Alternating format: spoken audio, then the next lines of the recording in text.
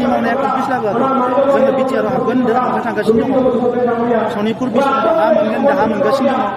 कलेजआ provincialise जानो थांगासिनो दङ स्कुलफ्राबो प्रभिन्सियेलाइज जागोन मोनफ्रोमबो दिनै मोनसेनि उनाव मोनसे जागासिनो दङ दा गुबुन हारियाथ' बायदिसिना खोथा बुङो नाथाय बर' हारियावबो बुंग्रा दङना बेखौ मा खालामदों गतिके बर' हारिनि जे एना एनिया जोबोब्ला गुबुन हारिनि सुथुरखौ गिनांगौ दङ होननानै आं साना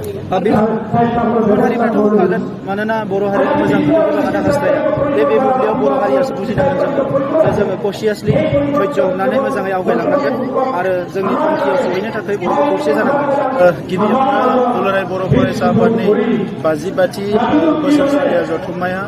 बे रौतानि बड'लेण्ड फोथाराव गाजा गोमजायै जाफुंसार महर मोनदों बेखौ नुनानै जोबोद गोजोननाय मोनदों आरो नैबे जथुम्मायावनो मानगोनां दिपेन बर' बिथाङा आफादगिरि महरै खोरोमदावारि बिथाङा लेङाइ आफादगिरि महरै आरो खनिन बसुमतारी बिथाङा गाहाय नेहाथारि महरै सायख'जानायखौ जों मिथिनानै गोजोननाय मोनदों आरो बिथांमोननो आङो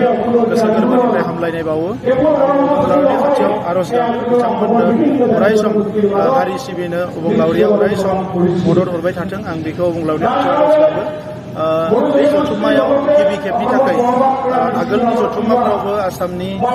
चिफ मिनिस्टारा बाहागो लादोंमोन नाथाय नैबे जथुम्मायाव बाहागो लानानै बर'नि जारिमिन आरो एबसुनि जारिमिनखौ जोबोद गेबेङै बुंनानै बिथाङा मोनसे रिकगनाइसन आरो मोनसे सनमान एबसुनि फारसे बिथाङा दिन्थिदों आरो बियो एबसुनि जारिमिनाव बेसेबां गिदिर मोनसे देरगाथावना मोनसे बाथ्रा दा बेनिखायनो जे थांनाय समाव दुलाराय बर' फरायसा आफादा हारिनि थाखाय जेफोर कन्ट्रिबिउसनखौ होबोदों खामानि मावबोदों बेनि थाखाय आं साबायखर बावो आरो फैबाय थानाय समाव आरोबाव गोख्रोङै हारि सिबिनाय हाबाखौ दुलाराय बर' फरायसा आफादा मावलांबाय थागोन आं बेखौ मिजिंथियो हा हुनि जेंनानि सायाव मा बुंगोन सार जे समस्या दंबावो हा हुनि बेलायावहाय बेफोर समस्याया लासै लासै जोबस्रांगोन बारा गोलाव गैला अलरेडि गोबां समस्या जोब्बाय जिखिनि आद्रा थानाय समस्या बेखौ मावनो थाखायनो जों राजखान्थियाव फैदों आरो बायदिसिना चेलेन्जेस हेंथाफोर दङब्लाबो बेफोर जेंनाखौ जोङो मावनानै जेरैखि जाया फोजोबनो हागोन होननानै आंहा फोथायनाय दङ जोंनि एकर्ड जानायनि सिगाङावनो कर्टआव कनभिक्ट जाबायमोन नाथाय बिनि उनावबो जोङो बयबो नाजानानै बिथाङाबो सागारबोलि जादों कर्टआव जोङो दाबो नाजागासिनो दङ बयबो नाजादों आरो जोङो हास्थायो जे बिथाङा थाबैनो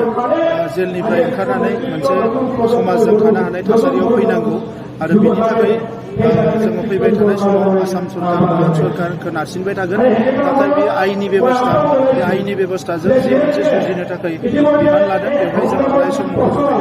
गुबुन हारिफ्राथ' होखागोन मानोना बर' हारिनि मोजां खोथाखौ लानानै हास्थाया बे बुब्लियाव बर' हारियासो बुजिनांगोन जोङो कसियासलि धैर्य होनानै मोजाङै आवगायलांनांगोन आरो जोंनि थांखियाव सहैनो थाखाय बयबो खौसे जानांगोन